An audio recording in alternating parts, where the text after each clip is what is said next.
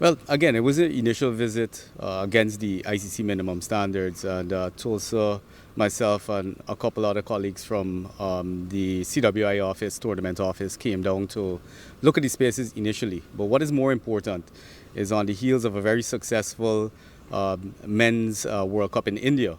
We have the full crew from ICC in segments coming down to look at their spaces, give recommendations. So it's a big collaboration between CWI, Government, Territorial Board, and the ICC.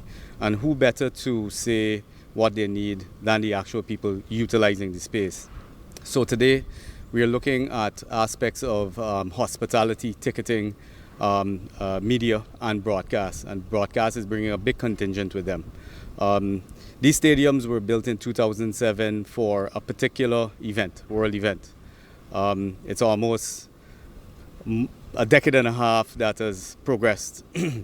And in addition to that, that Tulsa mentioned, we successfully hosted the 2010 World Cup in the Caribbean.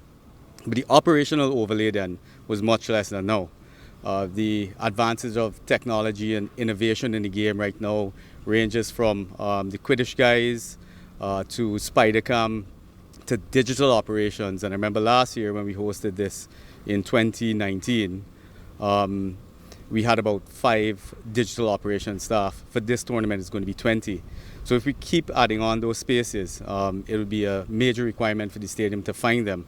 I can say safely, and Tulsa can mention on this too, based on our first half of the day inspecting the venue for operational spaces and requirements, we do meet a lot of it, but we still need some more spaces to be found, which might be temporary overlay. So we'll write up our reports and bring it back to the government and the LOC just to let them know what the next steps are and what the timelines are. But so far, we're progressing well, and we are looking forward to fully operationalizing this stadium. As Mr. Singh pointed out, we've just reviewed all the operational areas and all the operational spaces required. There are some temporary overlay facilities that we will need to make sure that we do meet the minimum standards and also the requirements of the tournament. There are a large number of stakeholders across the board, from suppliers to governments to venues.